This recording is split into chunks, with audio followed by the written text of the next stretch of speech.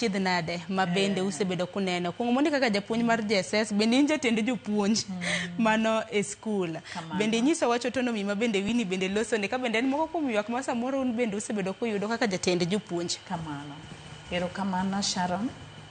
Mokwongo nyalo medo gima Wini owacho. Wini erokamano taduoko ne Wini erokamano nikech en koro loso kaka japuonj tanta loso kaka jatelo mane primary masani JSS obedo domicile kuomwa.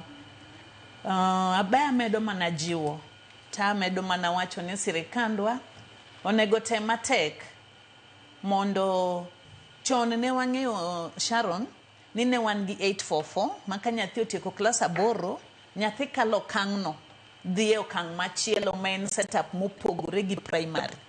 But koro gimokelo tabu ahinya kata kuom nyathi en owuon gi janyuol. Nyathini ochako kae nursery, nyathini otieko klas 6, pod nyathini dhi 7 ga 8 kae. Skul en achiel, baje en achiel, gate en achiel ma nyithindo gidonje. Chon chane wang'e ni watimo selection mege skunde ji dhi e setup moro mopogre.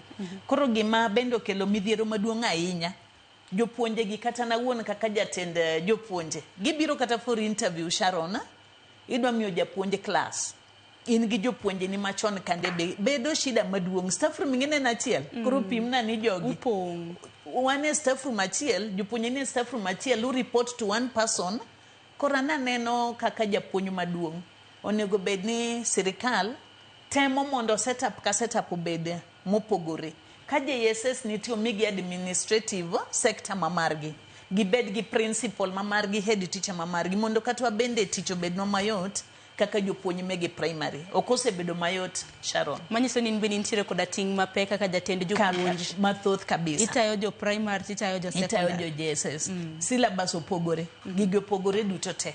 To chuno gi nyaka gi report ire ka gidhi kama e kimigi gimonego gitim. Koro kendo gima gombo ni mondo sirikal omed timo. Wabed code sessions mang'eny mege seminars nikech en one stop.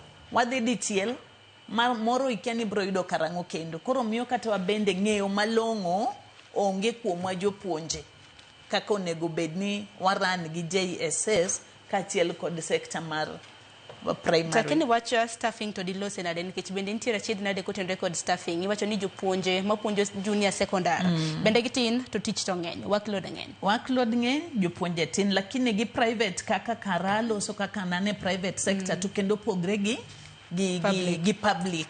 Private wan gi jopuonje moromo en mana ni koro jopuonje onge tich to subjects ng'enyo ka ng'iwe jopuonje oko mamano pogre gi government kako bedo nikech government nitie sani jomosomo mang'eny magombo mondo mi oyud chance to poko timre nade poko bedo staffed koro government schools are understaffed to nyithindo ng'eny population ma nyithindo ng'eny nikech that 100% transition ochunwa nyathi ka nyathi nyaka dhi e JSS onge repeating tinde moro mane nyithindo timo choncha koro mano wayudo ka jopuonje mang'eny wabedo gi midhiero nikech nyithindo ng'eny to jopuonje tin but a private tena bit opogre matin nikech wan to jopuonje to nitie maber infrastructures be wan godo mamano to onge public to nawacho ne gimoro kana wendo kae mogik ni onge nyathi ma private nyithindo te gin mege sirikal nege Kenya kamano.